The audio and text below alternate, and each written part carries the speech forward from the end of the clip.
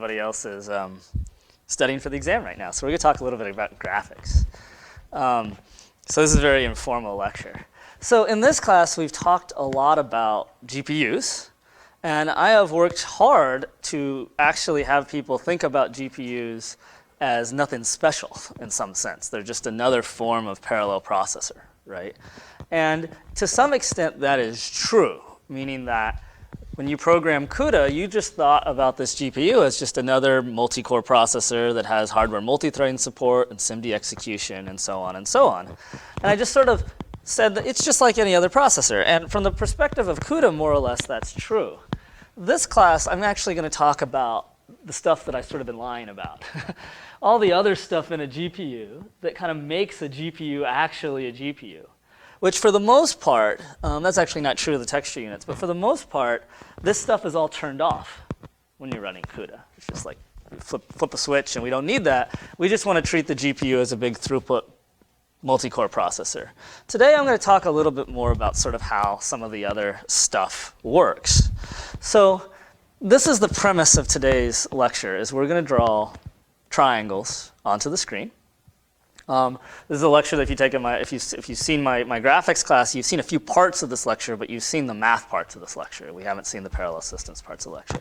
And like the deep learning and like the halide lectures, I'm going to start a little bit more with the math, so there'll be some review, and then we'll move away from that. Okay, so the question that I have for all of you is, if we're trying to render a picture, in this lecture, I'm going to break all of the geometry in the world down to triangles, which you're probably familiar with if you've done any kind of graphics in the past. And I want to ask the question, what pixels does this triangle overlap? Or in other words, I'm trying to figure out what the color of every pixel on screen should be. And if I want to know what the color of every pixel on screen should be, I sort of have two questions. One, given a triangle, does the triangle overlap the pixel? And two, if a scene is constructed of a whole bunch of triangles, what triangle is closest to the camera at a particular pixel? Because presumably I want to see the red triangle if it's closer, and I want to see the blue triangle. I don't want to see the blue triangle if it's occluded by the red triangle. Yeah. Oh, sure. Oh, sorry. Thanks, Buck. So there's sort of two ways we can think about this problem. One way is, so now I'm drawing that figure. So the last frame was you're looking at the scene. The image is drawn from the camera. And now I'm going to draw the same scene from the side view, where I have a camera here, some virtual sensor, some virtual screen, and the objects out in the real world. So you can think about every pixel as corresponding to a ray that goes out into the real world. And we want to know if a ray through that pixel hits one of those triangles. And if it hits multiple triangles, in this case, like this ray here hits both the red and the blue triangle, we want to know which triangle gets hit first. And that's the one we're going to display, because that's closer to the eye, and that's what you would see. So there's sort of two ways to always think about everything that I'm going to talk about in this lecture. So in one sense, it's for every pixel on screen, I'm going to shoot a ray out into the world, and I want to know what the ray hits and what the closest thing to the ray, to the camera is. Another way to think about it is more like this, is I'm going to take those triangles, I'm going to project them onto the screen, and I'm going to figure out what pixels are inside those triangles. So throughout the lecture, I want you thinking about two things. Given a triangle, what pixels are inside the triangle? And two, if I give you a bunch of triangles, which triangle is closest at every single one of those pixels? Okay. So another way to think about it is, well, if I give you a triangle, I'm going to be able to light up a certain number of pixels that are inside the triangle. And this should be familiar to you because we did this in assignment 2, right? We did this with a circle in assignment 2 rather than a triangle. So if I ask you, what does it mean for a triangle to cover a pixel? What was our answer to that question in assignment 2? So in this particular slide, I've drawn 4 triangles. I'm showing you the boundary of a pixel, so to speak. And you can make an argument that maybe at least 3 out of those 4 triangles cover the pixel. So how did we answer this question in assignment 2 when I asked you, does a circle cover a pixel? The center of the pixel. So, that's right. So you said, well, it was does the center of the pixel fall within the circle. That's what you did, right? And I'm going to take the exact same, if this was a graphics class, I'd tell you a whole lot about sampling and signal processing. But we're going to use that exact same approach to figure out whether or not a sample point or a pixel lies within a triangle. I want you to assume that I care about coverage exactly at the pixel center. And we're going to ask the question, is this pixel within the triangle? And we'll get an answer for every single pixel on screen. So the basic process is going to be no different than what you had in assignment 2. It's for every triangle. I want you to put it on screen, to compute its position on screen. We're going to compute the covered samples as covered pixels. We're going to compute the color of those pixels. And then we're going to write them into the frame buffer. Except now, in assignment 2, you sort of did this blending. It needs to add. Now it's going to be a little bit more complex because we only want to add it to the frame buffer if it's the closest triangle we've seen so far. Okay, so there's 3 assumptions that I want you to make for this lecture. Or there's 3 black boxes I'm going to have to give you because this is not a graphics class. So first of all, I want you to assume that triangles are defined by 3 vertices whose positions are 2D positions on screen. And I'm going to augment every single one of those positions with a depth d. So I could have written this x, y, z, but I decided to call it x, y, d just to make it very clear this is depth. This is not some z coordinate out in the real world. This is depth after projection. So this is the distance from the camera to that vertex. X and y are the 2D screen positions of every one of those triangles. And given those positions, and given any x, y on screen, I have an oracle which tells me whether or not this triangle defined by those points is covering this location on screen. Make sense? And I have an oracle that says, given this location on screen, given these triangle depths, vertex depths, what is the depth of the triangle at this pixel on screen? So these are kind of some black boxes that I'm not going to talk too much about. I'm going to talk a little bit about how we compute coverage because you may find that a little bit interesting. Okay. So if I want to, so this is cool? Makes sense? Okay, good. So I do want to talk a little bit about how we compute this coverage thing just for fun. So imagine I have all of these dots on screen, and I have a triangle. And the triangle is defined by its 3 vertices. And from those 3 vertices, I can compute 3 edges.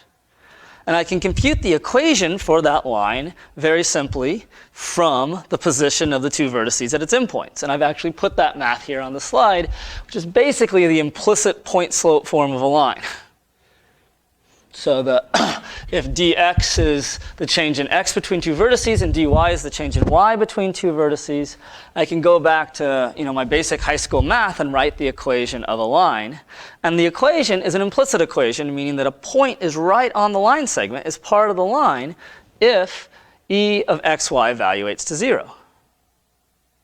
So I can evaluate that affine expression for every point on the screen, and I can use that to tell me whether or not that point is on one side of the line for all points. So in assignment 2, you ran the math of point in circle directly, right? We could solve that. We can solve that equation. Now we can definitely solve for which side of the line am I on. So given this little black box, how would you do a point in triangle test? Yeah. Exactly. I can just perform this process 3 times, right? So a dot is in the triangle. A sample point is within the triangle if it is sort of on the correct side of all 3 edges. So I just need to evaluate this equation, ax plus by plus c, 3 different times for the different a, b, and c's that come out of my 3 equations. I can go boom, boom, boom. And now all of a sudden, if I just take the and of those results, I have a simple point in triangle test. This is kind of your basic geometry. So that's exactly how we're going to compute this coverage oracle. And that's basically the math of it. Question? Oh, okay. Okay. So now, how did you figure out in assignment 2 which dots to check against the circle. So for every circle, you could have computed, am I in the circle, am I in the circle, am I in the circle for every pixel on screen. But you didn't.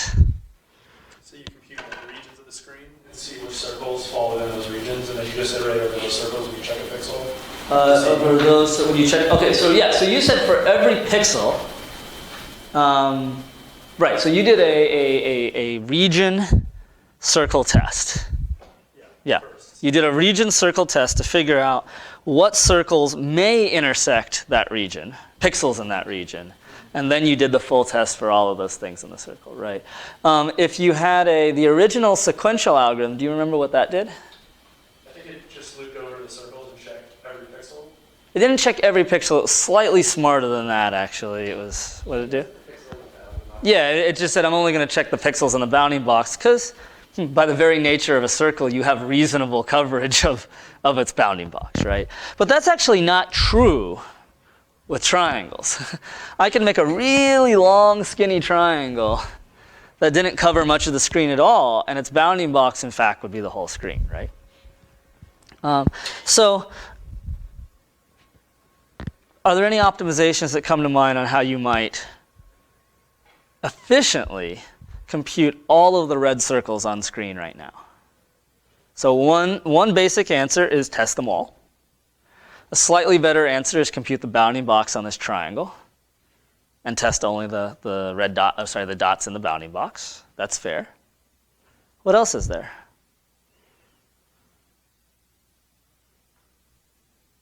Any ideas?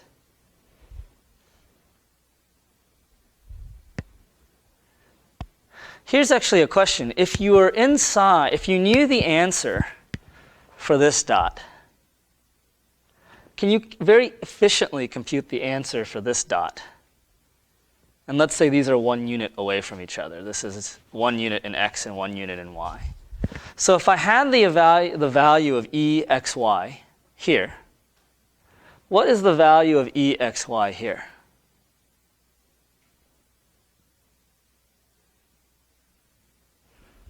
So how does the expression change? So, oh, sorry, you don't have the equation on the screen anymore. So exy would have been ax plus by plus c. So we had some result at pixel xy. And so what would the result at pixel x plus 1 be? Ax plus 1 plus b plus biy plus ci. Correct, but in terms of what we've already computed, is what? I can just take the result for my neighboring left pixel and just do one add. I can just add a. And if I want to get the answer for the pixel above me, I can just add b. Right? So that lends itself historically to some very interesting algorithms that were very, very work efficient by, for example, starting at one corner of the triangle and just walking, walking in various directions. And they were very, very math efficient because given the edge equation's output at 1 pixel, I can compute the next one over, or the one above me, by simply a single addition. So it's very, very... Now, this is not how the problem is solved these days. And can you think of any reasons why this may not be the best solution today? Yeah. Oh, no. Oh. So it's very work efficient. But what's the problem with incremental, actually? So it's not a particularly parallelizable solution. So it's very work efficient, but not particularly parallelizable. In fact, you didn't use a technique like this when you were trying to do point and circle tests in assignment 2. So in assignment 2, we just evaluated all of the different point and circle equations independently. And that's exactly what we do in a modern GPU today. So what they do is it's just your standard data parallel execution. They have a vector or a chunk of units. And they all just execute point and triangle tests completely in parallel. And this is logic that's really easy to build in hardware. So it's much easier to just build a really fast ASIC to do a lot of these point and triangle tests. And if you want more performance, you just do more of them in parallel. So this is one of, we started the lecture with, saying that this lecture is going to be about all of this fixed function stuff over here. This is the first piece of that puzzle, right? So that was, what's often called a rasterizer. We were converting a triangle representation to a discrete representation. What pixels does it cover? That is what these extra units over here are doing on a modern GPU. They're doing point and triangle tests. They're doing more than that, but yeah. Is the ASIC for the clipping and the calling the same actual hardware for the rasterizing? Well, I mean, it's all on the same chip, so they're different circuits on the same chip. So I don't know what you mean by the same hardware. But there's definitely an ASIC to do clipping and culling for those of you that have been in graphics. And then there is, so that ASIC is not widely parallelized. It's just, you just do that very fast sequentially. And then once the ASIC has computed basically the projected positions of all of the, sorry, not the ASIC, but has computed the plane equations in this case, but of all of the various vertices, those are given as input to a data parallel ASIC, which just says, give me a bunch of XYs, and for each one of those XYs, I'm going to tell you, is it in or inside or not inside the triangle. Okay. And there's some neat little algorithms you can use. Why do you think I decided to sort of group a tile of these pixels together, rather than maybe not just doing a full row of these pixels horizontally? Yeah. That's chunking, maybe fits better locally. There's going to be some locality reasons, but those are actually quite subtle. Yeah. Boxes, it has a smaller footprint relative to any dimension on the screen. Yeah. Just check the triangle against the box first to determine. So we can play the same algorithmic techniques here, even though we're not very work efficient in terms of, compared to the incremental traversal, we're not work efficient. But there are other opportunities by doing things hierarchically. So we could use, for example, your box in triangle test to immediately cut out all 16 of these samples if the box missed the triangle. We can actually do the opposite thing, as if this is a bigger triangle. If I had more pixels, the entire box might be inside the triangle, and I don't have to do any of the individual tests. I can just say, oh, they're all covered by the triangle. So there's actually some work reasons to do this. Okay, so this is how I compute what pixels a triangle overlaps. And now I want to compute what triangle is closest to the screen at every one of those pixels. Okay? So what every GPU maintains is the output image is not just the color of the pixel. The output image also maintains an additional piece of information, which is the depth of the closest triangle seen so far at that pixel. So what I'm doing here is I'm showing you the values in the image where black is going to be really close to the camera. So that means that the closest triangle seen so far, is really close. I'm going to color the pixel black. If it's really far away, I'm going to color it white. And so this would be my initial state indicating that for every pixel, the closest thing seen so far is infinitely far away, or is really far away. So that's why I'm showing you white. And so given that description, what are you seeing here? This is the result of that buffer after rendering a complex foliage scene with like a hut or a house in it. So what's the closest part of the scene? It's the house. Notice that those values are black. So those corresponds my color coding, my visualization of what's in this extra buffer. And notice that the sky is very far away. So this is what is often called the Z buffer, or the depth buffer. So a modern GPU is tracking both the color of what is seen, as well as how far away all the surfaces are in each of those pixels. Okay. And so we can work through a really little example to understand how this works. So imagine we have 3 triangles here. And so what I'm showing here is this is the contents of the image before rendering the yellow triangle. This is sort of the intermediate state, and I'm going to show the contents of the depth buffer over here. So if we're rendering this triangle, we're going to compute what pixels it overlaps. Those are my red dots again, right? And then I'm going to evaluate the depth at every single one of these points. So here's how far away the triangle is here. Here's how far away the triangle is here. Of course, like, it's different in every pixel because the triangle may be grazing or at angles and stuff like that. So if the triangle is the closest thing I've ever seen at this pixel, then it should be visible at that pixel, right? So if the triangle is the closest thing I've ever seen, I'm going to write those colors to the output color buffer. Make sense? So in this case, this was the first triangle I had ever written, I had rendered, I had processed. So it definitely passed those checks at all situations. And you see the whole triangle being put into the frame buffer. So if I here to there, here to there. Okay? And the updated depth buffer is gray here. And why is the depth buffer gray? It's about medium distance away. Right? Okay. And so now we're going to start working on the next. So the medium distance was 0.5. That depth was 0.5. And now there's the blue triangle comes in, and it's at depth 0.75. So it's farther away. So we're going to compute what pixels the triangle overlaps. And now I'm only showing the red dots where the triangle is the closest thing we have seen so far. So as a result of this, what pixels will get updated here? It'll be the red ones. And what will it kind of look like? What do you predict this will look like?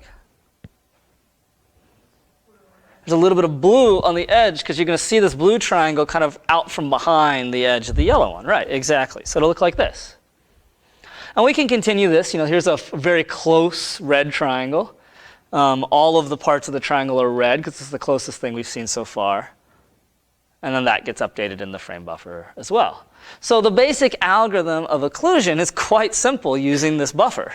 It's if I want to do a depth test given a triangle at depth d at this point, a color, and a pixel xy, I just look up the value in the z buffer xy, compare it to the depth, and if it passes, I'm going to update the color and update the depth. Why do I update the depth here? Because now it's in front, so to check it for future triangles. Because my invariant is the depth buffer always stores the closest depth seen so far. Good. Okay. So that's sort of like the algorithmic portion of the lecture. I had to establish that. So now I want you to start thinking a little bit about systems now. So we already showed that, like, sort of the most work efficient algorithm we're not going to use because we prefer to use data parallel fixed function hardware. And I've also shown you that occlusion, figuring out what is closest to the camera, is very easily done with having a big buffer. And for every triangle we render, we're just going to go out to memory. We're going to look to see what the closest thing we've seen so far is at every pixel. And we'll take a look and say, oh, I'm closer, update. Very, very simple algorithms. But we can start doing some math, and things should start getting a little concerning for you. So imagine that we're going to render an image at 60 hertz. Let's say we're playing some fast twitch game, like a first-person shooter. Let's say it's kind of on a modern TV. It's 4 megapixels. Then those pixels get touched by every triangle that overlaps them, right? So every triangle that overlaps them, they get touched. And so the amount of times you read and write the pixel is dependent on the number of triangles that are overlapping any one region of the screen. So in this calculation, I said, let's say that the average depth complexity, so the depth complexity is the number of overlapping triangles in a scene, is 4, which is a pretty modest number, because you can imagine if I bent down and looked through a particular array of the scene here, I might be looking through 50 different chairs or something like that. But in practice, because of some more advanced algorithms, 4 to 5 a reasonable estimate. And then every one of those depth tests requires a read. And does it require a write? It only requires a write if you are closer. So it's at least there's a read, but there may be also a write some percentage of the time. So in this calculation, I said, you know what, maybe 50% of the time you also need to write. And then, so that's about 6 gigabytes per second of bandwidth if these are 32 gigabytes. 32-bit pixels, or 32-bit depth pixels. So you're like, well, that doesn't, I have couple hundred gigabytes of bandwidth on a high-end GPU, that doesn't really seem to matter too much. But that number starts getting multiplied pretty quickly, right? So oftentimes we're not going to render one sample per pixel to make the image look nicer. We're actually going to take many samples per pixel. So I said, okay, well maybe you take 4 samples per pixel. So let's multiply that number by 4. And then a scene is often rendered many times in a graphics application per frame. You might render the scene from the perspective of light sources. You might render the scene from multiple people. So maybe the scene is rendered a couple times for frame 2 or 3, right? So all of a sudden that's like a multiple of 12, and now we're sitting like 70, 50 to 70 gigabytes of bandwidth just to perform occlusion. So this doesn't include any of the computations needed to compute lighting or shading or texturing or anything like that. And it also doesn't include the cost of actually writing to the frame buffer itself, the color buffer. So modern GPUs, one of many big challenges is to actually get around this bandwidth problem with smarter algorithmic techniques and also fixed function hardware. So going back to that slide, another thing that's going to be on the right-hand side here with the rasterizers is compression hardware to compress both the depth buffer and the Z buffer. So we can talk about a few of those techniques, right? Yeah? Do you have to send a scene across the wire too for every frame, or does that get stored in the GPU? Well, what do you mean by the wire? And the bandwidth cost that I'm referring to here is the bandwidth out to DRAM that's co-located with the GPU. So if this is a discrete GPU, that would be the high performance video memory. If this is an integrated GPU, that would just be the system memory. So absolutely, you have to read the scene every frame. That's absolutely true. Okay. You'll have to read the whole triangle description and things like that as well. But that bandwidth is actually quite low compared to the bandwidth that's per pixel. Because this is something that we're writing at megapixel resolution. If I have a triangle that covers thousands of pixels, I read 3 numbers to define the triangle, and I hit thousands of pixels. So there's this huge data amplification in a graphics pipeline where most of the time, the most compressed representation is actually the input description of the scene. It doesn't get very much smaller than that until it goes to the final output image. So that has actually posed problems for people trying to do graphics in the cloud. Because there's kind of only 2 options. Either you render the whole thing on the cloud and just send the image, or you send the scene and render the whole thing on the client. So there's been a lot of interesting work trying to break these 2 up. And people haven't quite found the secret sauce on how to do that effectively because of exactly this reason. Is the data transfer is biggest at every intermediate step in the pipeline. Okay, so let's talk a little bit about the hardware compression mechanisms that make this palatable. And all of these hardware compression mechanisms are lossless compression mechanisms. And so it's an interesting question is, why not lossy? We have lossy compression all the time in image processing. We have JPEG, we have MPEG, and we throw away bits all the time in graphics. Why do you think the color buffer or the depth buffer might want to be lossy or lossless?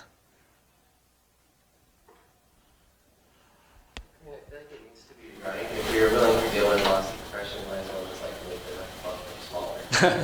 you could. I mean, it needs to be lossless for a couple of reasons. First of all, this is a read, modify, write structure that I might be writing to hundreds of times per frame. Every time I did that write, I took a little bit of loss. My loss would start accumulating. Have you ever saved a JPEG file over and over and over and over? You're going to lose a little bit every single time, right? And then the other thing is that any error in occlusion is a big deal. Imagine that you had a red wall and a blue wall just barely behind it. And all of a sudden you said, I'll round the depth bits a little bit, and they flipped. And what happens if it happened maybe non-deterministically on some pixels, the blue wall's in front of the red wall, and so on and so on. So depth artifacts usually are pretty objectionable and are very hard to approximate. You're probably a lot more likely to get by with approximating color than you ever would be with depth. So a reasonable cartoon diagram of these GPUs is, well, over here we have sort of all of the math units, like an ASIC for performing the depth test, an ASIC performing rasterization, an ASIC performing shading, which we're not talking about too much today. Over here, you kind of have the interesting part of the memory system. So the first thing that if your bandwidth is an issue to you, and you're an architect, you put a cache. You put a cache in the system like any other system, because I'm reading and writing to pixels, and hopefully I'm like rendering triangles that are close to each other, and they'll hit in that cache. And that cache is organized in terms of caching 2D screen tiles at a time. It's like in a 2D decomposition of the screen. So you can think about this cache as, you can think about it as cache lines, but you can think about it as every item in the cache is just a block of screen pixels that are going to get accessed over and over again.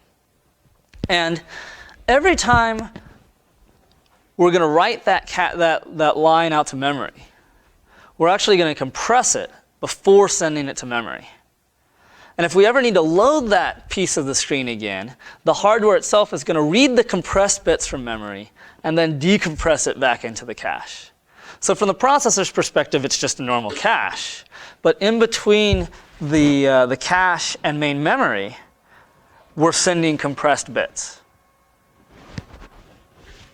And that's to begin reducing the data bandwidth. And the compression really only needs to happen on eviction or load.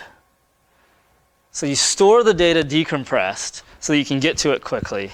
And you can begin to decompress it on load.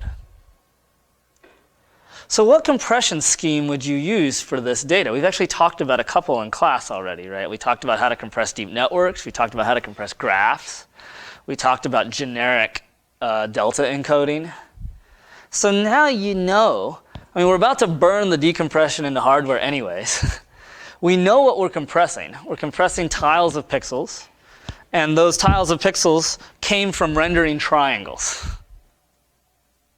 So what might be a starting point on how much we could compress the things? In fact, I've shown you one actually already. I actually pulled this slide from our compression lecture, from our memory lecture. And so one example is to say, look, this region of the screen was probably covered by a triangle, right? And a triangle is planar. So how about we try and fit a plane to the depth values in all of those pixels? So the compression scheme says, well, look, I'm just going to start with some value that's the actual value, an actual depth z. And I'm going to look at the neighboring pixels and compute dx and dy, the change in depth when I go in the x or the y direction. And now, any pixel could just be expressed as z plus I times dx plus j times dy. And if I'm wrong, if this didn't happen to come from a single plane, I can just store a few bits of correction in every single, for every single pixel. So in this particular scheme, the anchor, the z value, was 24 bits or 32 bits, full resolution. The dx and dy were 15 bits, and the per sample offsets were just 5 bits per pixel.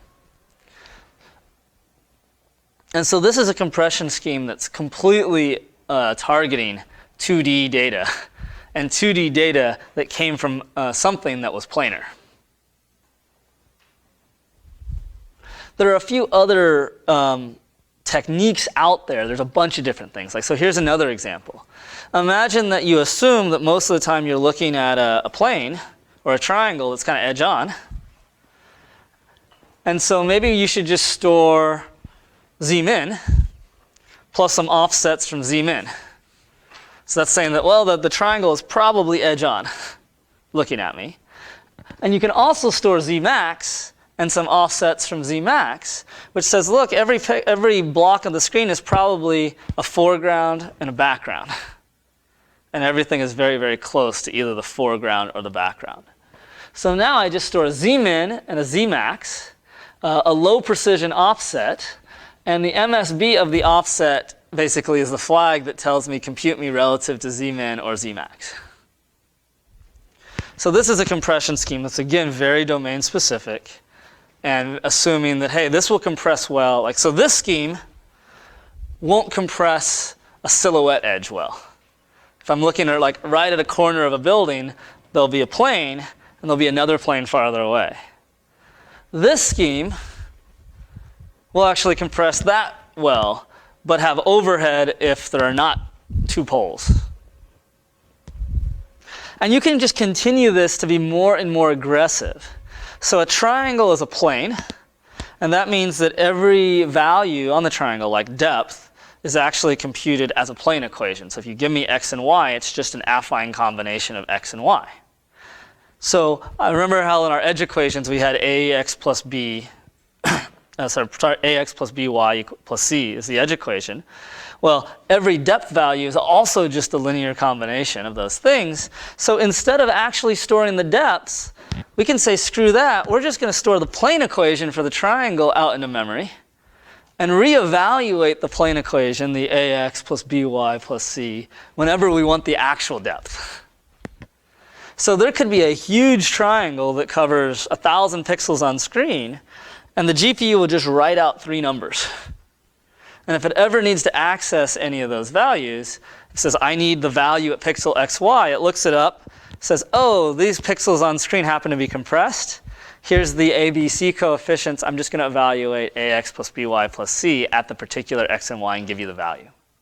It has to do that for all 3 edges of the triangle, right? No. That's for coverage. For depth, it's just a plane equation, remember? It's an affine combination. So in fact, some tiles of the screen, you're just going to see lists of coefficients for all the triangles that happen to fall in this region. And then a bit per pixel. Let's say if there's 2 triangles, a bit per pixel telling the system which triangle coefficients to use. So it's extremely, extremely domain-specific compression at this point. But this is where they're getting 20, 30, 40x compression on some workloads. And so the way to think about what a modern GPU is doing is when it's trying to evict a cache line, it will try and compress that block of the screen using multiple strategies. It'll try like all 3 of the things that I just told you about. It'll pick the best one and write those bits out.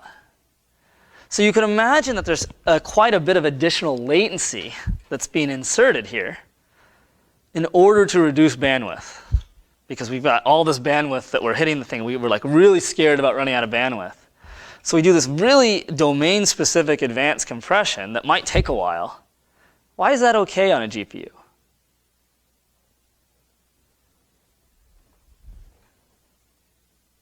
Any idea why that might be okay? You have a lot of execution units, so because I have all these super highly threaded, multi-threaded cores that are really good at tolerating latency.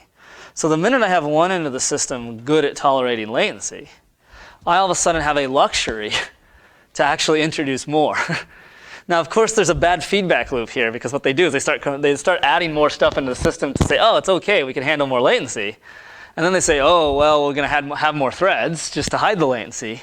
And then when you add more threads, you start running out of cache, because you start thrashing your cache, which means you have higher bandwidth requirements, and you start spiraling in that direction as well. So they're always trying to mitigate some of these things. Another interesting detail, and again, unfortunately, I'm summarizing a lot of stuff today, is that many of these compression schemes involve computing Z-min and Z-max, or depth min and depth max. So it's like this depth, like this scheme, for example. In this scheme, the base might be Z-min or Z-max. That would be a good base. In this scheme, we actually compute Z-min and Z-max. So we have a lot of that stuff, this meta information about about a buffer lying around, and we can do some really interesting things with it. So remember when I told you that there were tiles of the screen when we were rasterizing? We can compute whether or not they're completely in or completely out of a tile. Well, I can also really quickly compute the closest or farthest point on the tile. And I can compare that against the compressed Z-min and Z-max that's already sitting there because it's compressed. And so I might be able to reject this particular entire block of pixels before computing coverage, because I know even if it does cover the pixels, it will be behind the depth buffer at the end of the day. So there's really, really tight integration between the compression scheme and using data that you have to compress and that you generate as part of compression to actually be more work efficient and accelerate the math upstream. This is the reason why you'd probably never be able to build a GPU, in software, a GPU that was competitive with a CPU. So if you think about geometry, rasterization, shading, we normally think about the depth buffer, checking to see if the thing is closest. Here, all of these cache tiles have like really compact buffers of just Z min and Z max for the entire screen that's actually used to just get rid of a bunch of work really early on. Okay, so that's sort of two major themes of the course that have sort of been hit now with the implementation of the graphics pipeline is change an algorithm to be data parallel, which helped us use fixed function processing to do some math, and use a simple parallel algorithm, the depth buffer, to do occlusion testing, and then relying on fixed function hardware to do a bunch of compression for us to make that valuable or practical. What I haven't told you about is I actually haven't really talked about how the heck I parallelize the computation. Like I've just sort of said, okay, this is how it all works in one stream. So let's just talk a little bit about that, because remember, we have all of these cores over here. We actually have parallel rasterizers. We have parallel Z-buffer tests. And I have tons, I have 100 million triangles every scene. Somehow this is going to have to get parallelized. And notice way down here in my diagram is probably the most interesting fixed function unit on the chip, which again is turned off basically when you're running CUDA, which is a fixed function scheduler, which is deciding which unit should be doing every one of these tasks. So let's talk a little bit about what that unit might be doing. And you can think about the graphics pipeline as just, or the graphics workload as being for every triangle that comes in, compute its position on screen, rasterize it, find the covered samples, shade it, compute the color of the pixels, which we haven't talked about, and then do the depth test and the color buffer right if necessary. And this is happening for every single triangle on screen. And just like assignment 2, it needs to be happening in input command order. So a graphics processor is just like any other out-of-order processor, which says if I say draw triangle 1, draw triangle 2, draw triangle 3, it needs to do those drawings in the order of the commands that I gave it. So there should be no way that you could tell the difference. So keep in mind, look at these three pieces: geometry, rasterization, shading, pixel ops. And let's assume this cartoon of a modern GPU. And the cartoon is saying, let's imagine we have different hardware units for every single one of those tasks. Now, in reality today, some of these hardware units are just the programmable processors, but that won't matter for the sake of this lecture. So imagine that I just make 4 of all of these. And I say I have 4 of all of these different types of units, and that they'll communicate data. I'll do geometry processing, and then I'll shove that to this rasterizer, and so on, and so on, and so on. Okay. So the question I have for you all is, imagine that we have a bunch of triangles. How are you going to distribute the triangles across all of these units? So imagine we have 4 triangles, just to keep it very simple. Who could propose a starting parallelization scheme? We have one rule that we have to, we want to be as parallel and efficient as possible. And the input is a list of triangles in some order that, as you know from assignment 2, we need to respect. Because if we're drawing transparent triangles or other things, we need them to be put into the output image in the right order.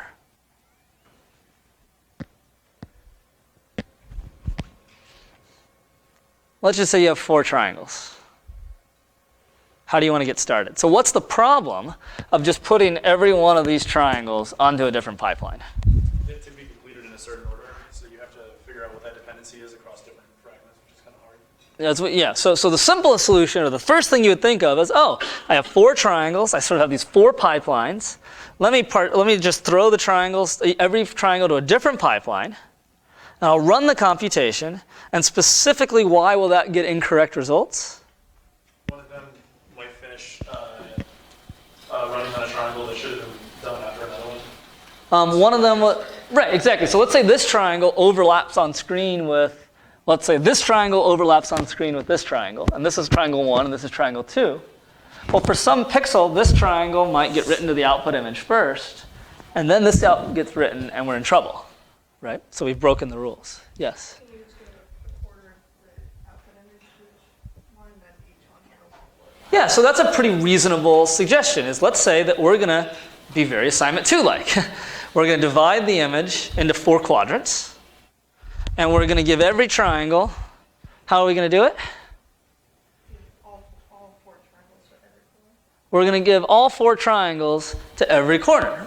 Right. And so we now have a correct implementation. This is very similar to your initial assignment 2 solution, right? And so I can kind of think about that as, it's often in graphics, we often call that a sort first solution. Well, we haven't quite actually gotten to that. So what is the overhead in your problem? So you have a good, correct solution now, and that's almost the first thing we all did in assignment 2, right? Is we basically parallelized over pixels completely. Here, I'm not parallelizing over pixels, but I'm parallelizing over chunks of the screen. But I had a problem, right? That wasn't good enough to get a good score on the. And the problem is you're handling triangles that might not touch. That's right. So the problem is that now every triangle gets processed by every single one of these different pipelines. It may not generate any fragment work, any pixels, but still all that triangle processing could be quite expensive. So what's a slightly better solution? Actually, go ahead. So for each of those 4, check the bounding box of the triangle, see if it's in that region, and if it's not, get rid of it. If it is, Yeah, I mean, there's a detail that's actually isn't quite obvious in this lecture, so I'll just jump ahead, or I won't jump ahead, but I'll talk a little bit about it. Is that there's geometry processing kind of means 2 things. In assignment 2, our geometry processing basically just meant like computing the bounding box test with the circle. In a real graphics application, geometry processing means actually quite a bit of stuff. It means potentially animating. It means potentially computing a bunch of stuff per vertex that has nothing to do with the vertex's position and things like that. So the small tweak to your perfectly reasonable solution is we're going to assign every pipeline a different region of the screen, and we're going to do the minimal computation possible for every input triangle to figure out which pipelines it needs to be routed to. So it might be as simple as compute the bounding box on the projected vertices and do that, and do nothing else related to geometry processing. So the goal here is, this is very much like what you did in assignment 2, but the problem can be the following. Is let's say I had 4 processors, or 4 of these pipelines, and my scene looks like this. Right, so now I have a scene where it's incredibly poorly workload balanced. And moreover, some triangles do have to end up getting processed multiple times because of their falling on the boundaries between these tiles. And if I had more and more pipelines, more and more processors, well, my workload balance could get worse or better, depending on the distribution. But there would be significantly more triangles that fell on edges. So it'd end up duplicating a lot of geometry processing, which was one of the major problems in your work. So I look at this, in my diagram, is I take the triangles, I kind of do nothing on that. I compute what pipeline, what region of the screen they overlap, and I route them to that region of the screen. That was basically a lot of people's assignment 2 solutions at this point. Is that what sort is? Yeah, that's what the sort is. The sort is, I'm trying to distinguish between distribution, which is just kind of round robin. It doesn't matter what the input is, I'm just going to distribute it, with sort, which is I'm going to look at something about the input and put it over here for a reason. That's the sort. Okay. So what's good is that if all of these, imagine that there was a lot of locality in each of these pipelines. And you can imagine that this is actually true on a modern chip. There's a rasterizer right by a frame buffer and things like that. Is that, well, there's not a lot of communication between the various units, right? I'm just shipping the original triangles around, which is probably the most compact representation of anything, right? I'm not shipping pixels around. And what's good is that, well, like for a lot of the pipeline, I have perfectly parallel work. Super happy about that. And it's super simple. We were able to come up with it in the first 2 minutes of this lecture. So it's a reasonable thing to do. Okay. So what's bad is things that you already know about. There's potential for workload imbalance. I have the potential to duplicate geometry processing and maybe even some rasterization work across all the pipelines. And that can be bad if a lot of my computation is in the geometry processing. Okay, so let's take a next step, and let's say we're going to do the following now. We're going to round robin the triangles to all the different units of the machine. So I'm going to distribute them now, and let's just say it's just round robin. I'm going to do all of the geometry processing, and at that point, then I'm going to do the sort. So now every triangle's geometry is processed once, and then we kind of continue back exactly the way we were, right? That every pipeline has a different region of the screen, but every piece of geometry is only processed once. Make sense? So we're distributing the primitives to pipelines, and we're sorting based on, kind of after having done all the geometry, we know exactly what goes where at this point. Now, how do you sort? So I only have 4 pipelines here, 4 processors. How am I going to assign geometry to processors? So we've already made one assumption, that we're just going to divide the screen into 4 big regions and do the distribution that way. Is there an alternative that might actually help me do better with load balancing? So it looked like the third region didn't have any work at all. Didn't have any work at all. So you could instead assign Yes, let's chunks on go the back. end of the screen.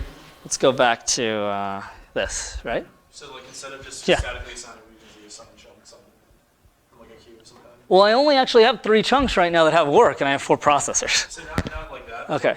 If you lower the granularity, of the chunk to not a whole region, you could just. So you said that my division, my partitioning is too granular. Yeah, exactly. Okay, so that's totally reasonable solution. I actually have a simpler solution on one of my first slides before I go in that direction. Does anybody have an even simpler solution? Think back to problem 1, assignment 1, problem 1. Sorry? Yeah, exactly. I could interleave it, and I probably, with most scenes, I'm really likely to have a pretty good distribution, right? So like you pointed out, that if we shrink the granularity, we're going to likely have better workload balance. But it can actually be done statically and not necessarily dynamically. So here's the actual distribution. In a modern NVIDIA chip, or at least a couple of years ago, they took the whole chip and they partitioned the resources sort of into 4 chunks. And those 4 chunks sort of correspond to the 4 pipelines in my diagram. And here's 2 different granularities of interleaving amongst those chunks. So an interesting thing is, what are the benefits and weaknesses of the fine-grained interleaving versus the coarse-grained interleaving? So what's a benefit of fine-grained interleaving? We already talked about that. Good workload balance, right? What is a weakness of the fine-grained interleaving? Yeah? Every triangle pretty much gets sent every processor. That's right, is that what I have to do now is, in order to get good workload balance on sort of the pixel stuff, I now need to essentially broadcast every processed triangle to every single other part of the scene. So here's an interesting question. Is this good or bad if your triangles are huge? Huge triangles, are we concerned about this broadcast? No? They're probably going to all of them anyway. That's a good point. And also, most of the work in the computation is pixels. So sending a couple of floats for doing thousands of pixels of work is not that big of a deal. What happens if the triangles are small?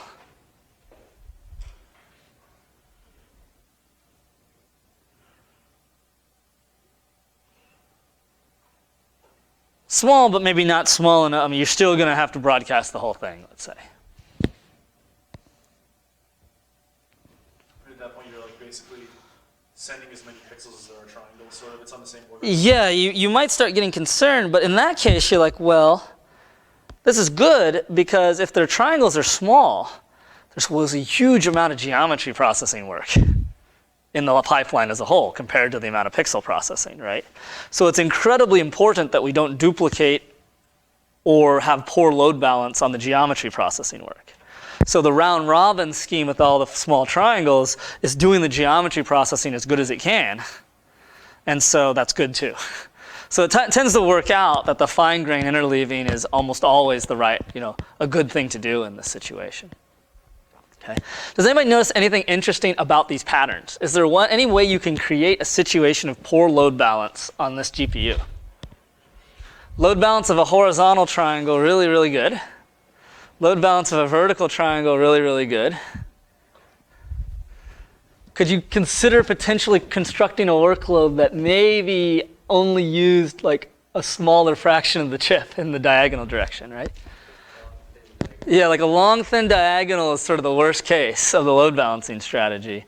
So you probably should be able to see, render a whole bunch of horizontal triangles, render a whole bunch of vertical triangles, render a whole bunch of narrow diagonal ones, and your throughput should decrease probably. Be an interesting experiment to see if it's true. Okay, so that's one way, and that's assuming that there was an assumption that we're all making. I kind of led you to this assumption. The assumption is that I'm going to process a triangle with a geometry processor, and I'm going to immediately route it to one of these sort of back ends of the pipeline, to one of the rasterizers. And so the bandwidth that we're talking about is actually interconnect bandwidth. This data is never leaving the chip, which is a very nice thing to have, right? Your solution about dividing the scene up into a bunch of smaller pieces is a really good solution, but it has some interesting implications. So I'm going to jump ahead. So you suggested, how about, even though we only have 4 processors, or 4 of these pipelines, let's make a whole bunch of these tiles and then sort of round robin the tiles to the processors later on. That's how I interpreted your particular solution, which was exactly how you did assignment 2. Almost certainly everybody said, I'm going to divide the world into a bunch of buckets. There might have only been like 16 SMs on the GPU, but I had thousands of buckets. So there was going to be some work queue somewhere that handed the next bucket to the next processor on the GPU. Okay? But there was something interesting there is that now we can't process the buckets until we know what's in them. We have to do a first pass, which is what many of you did in assignment 2, to process the geometry and put it in a bucket. And any triangle on any geometry unit could end up in any one particular bucket. So this is very much from the Spark lecture, a Spark reduced by key, or part group by key, where key is a bucket ID. So the way this works is the sort is actually putting the triangle in the bucket. So you do the geometry processing, you figure out what bucket it goes into, you put the triangle in the bucket, and then when all the buckets have been filled up, when we're done with all the triangles, we use your work queue idea to then distribute them amongst the rasterization pipelines. So now every rasterization pipeline is not tied to a specific region of the screen. It is grabbing a bucket and only processing that bucket. Does that difference make sense? Because before, every rasterization pipeline was very much tied to a specific region of the screen. And we interleaved the pixels to the pipelines in order to get a good load balance. So it's a slightly different implementation. And this is actually the implementation that is used in all software rasterizers like yours. I'm not, maybe not the same level of importance, but it's also used by all mobile GPUs. So I have on here is like potentially much, much lower bandwidth requirements than the earlier solutions, which might make you go, wait a minute here, that's not what I expected him to say. Because now, before, we used to take this data, this triangle that you just processed, we route it over the on-chip interconnect to another unit. There's no memory bandwidth at all. It runs the whole pipeline, writes to certain parts of the screen that it's responsible for. Now we're taking the output of the geometry, we're shoving it out in memory, basically, out to these buckets. And we'll load that bucket back in and then process the bucket all the way through. So why would this scheme actually be more memory efficient? Before you had like really coarse interleaved screen coverage for the different cores, and now it's like a bigger bucket, so you're not sending the geometry as often between the different cores. Well, the geometry, what, say it again, actually? So like I'm not sure if I understood. You showed the static Yeah. assignment, there are like a bunch of really small squares. Bunch of little small squares. You're probably more likely to have triangles getting sent to multiple workers. Well, all the triangles are getting sent to all the workers. But that's interconnect traffic. That's not memory. That's interconnect traffic. And my claim is that if you look at the GPU in your iPhone, you look at any ARM mobile GPU, they're going to do it this way. And it's absolutely true. Suggestion? Yeah. What are you thinking? In the previous year, there were lots of those depth buffer reads and color buffer reads for places where there might not Okay. be triangles. Sorry? For places where there might not be triangles at all. Well, there will be triangles, but they may not be visible. But okay, so now let's think about this. So here, in the static assignment, every unit is responsible for a quarter of the screen. It takes the triangles in the order that it receives them, and those triangles may be anywhere on screen. So there might be locality if, as the application developer, I happen to sort all my triangles by where they end up, but there's no guarantee of locality. So the back ends of these pipelines, they get a triangle, and they might have to put it anywhere on screen that they own. So that's why there's all the first half of the lecture. I have caches, and I have Z-buffer compression. I have all these things to reduce that bandwidth. So in this formulation, there's no memory bandwidth communicating between geometry processing and the rasterizers, or the back half of the pipeline. That's all interconnect. But there's potentially a lot of memory traffic touching your image and touching your depth buffer.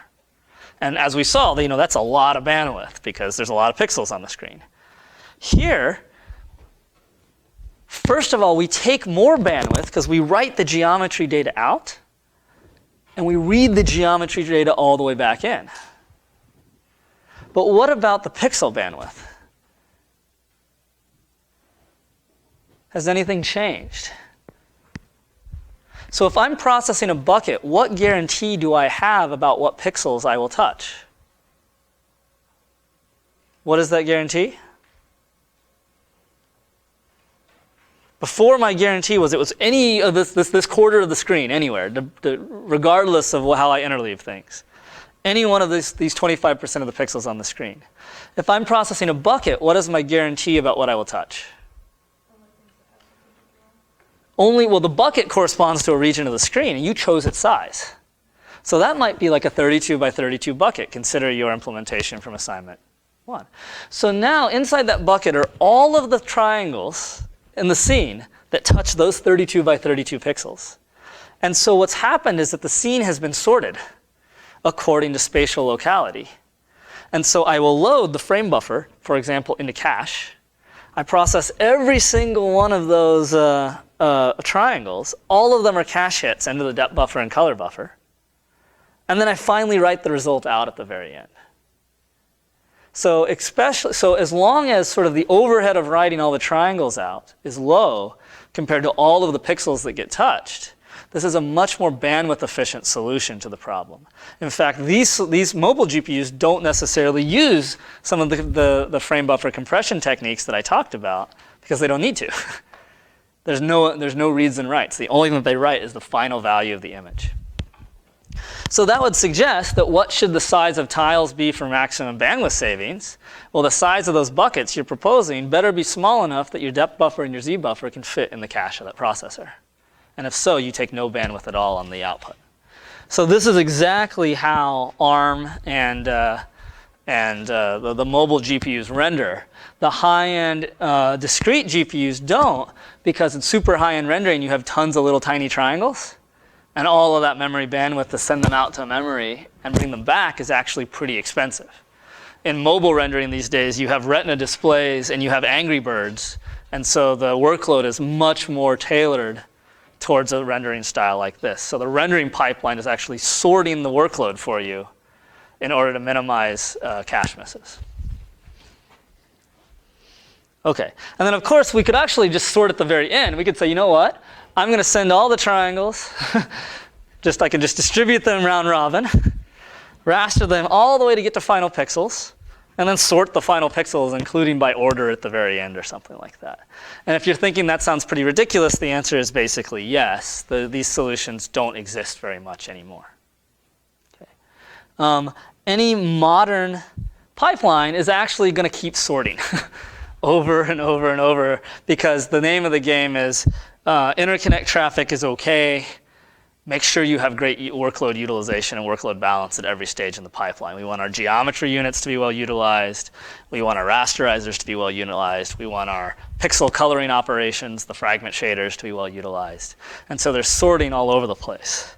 So let's see if I can, in the final 10 minutes here, if I can give you a sense of how in the world do we implement this sort everywhere and maintain order, which is actually a pretty hairy little problem. So I'm going to start out with this very, very simple diagram of a GPU which has one geometry unit, two rasterizers, and two depth buffer or frame buffer units. So you can think about there being a different interleaving here or here, or sorry, there's a different, the frame buffer is interleaved onto these things. Geometry is not parallelized. And we want to round robin work onto the rasterizers so we can get full maximum workload balance of the rasterizers. And my workload has 3 triangles in it. And in my, what I'm showing here is for each of the triangles, when you rasterize them, how many pixels do you want to create? So the first one creates 16 pixels, the next one creates 16 pixels, the last one creates 12. That's my diagram.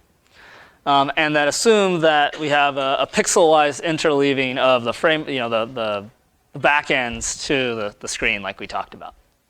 Okay? So, and then I have a command. I have 3 commands. Draw triangle 1, draw triangle 2, draw triangle 3. And I want to be able to process those triangles in parallel, rasterize them in parallel, and then route them to the units that are responsible for the various frame buffers. Because I want to be robust to a situation where all the triangles fall on some part of the screen. Okay, so let's get this thing started. So the top end of the pipeline is going to suck in geometry, and it's going to route it just round robin to the various parties, to the various. So in this case, I only have one geometry unit. I'm going to process the geometry once, and I'm going to route it to the various rasterization units. And I'm just going to route at the granularity of 2 triangles, just because some batching is usually useful in these types of systems, right? So I took the first 2 triangles, handed it to rasterizer 1. I took the next 2 triangles, handed it to rasterizer 2. And in this case, I only have 3 triangles. And then something I put into the pipeline, I put into the queue a little token, which says, hey, rasterizer, here's triangle 1, here's triangle 2. I'm not going to give you any more triangles for a while. So that's what that next token is in this stream. So triangle 1, triangle 2 here. Then I said, oh, I want to get good workload balance, so I'll give you 2, and then I'll give you the next 2, and then I'll give you the next 2, and so on and so on and so on. Okay. And I want you to that next token is going to be kind of interesting. Okay. So what happens next in this system? The geometry unit sucked in the data off of its queue, it processed the geometry, and then distributed the work to various rasterizers. I have good workload balance across the rasterizers. What do you think is going to happen next in this build? Rasterizer is going to start working, right? Okay. So rasterizer 0 starts generating fragments, generates covered pixels. I should use terminology in this lecture, for triangle 1, right? And so it might. So some of those pixels are going to get mapped to frame buffer unit 0, and some of those pixels are going to get mapped to frame buffer unit 1. So if I suck these triangles down, look what happens. So triangle 1 generated T1 overlap pixel 1, T1 overlap pixel 2, T1 overlap pixel 3, T1 overlap pixel 4. And the different pixels went to different frame buffer units because those are the frame buffer units that own those pixels. And in parallel, notice that rasterizer 1 also processed T3 and sent its output accordingly to the various rasterizer units. So it's interesting that now I have a queue here for input to frame buffer 0 from rasterizer 0. I have an input queue to frame buffer 0 from rasterizer 1. And I have the same thing here. So I have a queue for every pair of units that can be communicating with each other. This can be very helpful. Okay, so what do you think? Okay, so what happens next?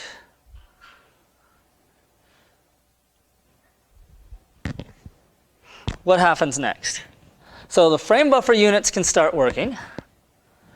The rasterizer can be working here. It can be dumping more stuff into the output queues. Can we go ahead and process this queue? Can we go ahead and process this queue? Why are you shaking your head no? What? Well, yeah, and I can't even process this queue because I need to process the T1. I need to write the output to the frame buffer for T1 before I deal with T3, right? So I can definitely crank on this. So I can crank on this, and look, the image changes over here. I've processed those pixels. And that was true of both frame buffer 1 and frame buffer 0, actually. Both of those did their T1 work. Okay. So now can they do their T3 work? They can't do their T3 work. But how are they supposed to know that? What do they need to know in order to know that they could go to T3? The ordering of the triangles? Yeah, well, they know the ordering. They know this is T3. And they know they're done with T1. So that they know they haven't done T2 yet? They know they haven't done T2, but what happens if like T2 gets cold? There's no guarantee that there's going to be generated work from T2 down here. He's next.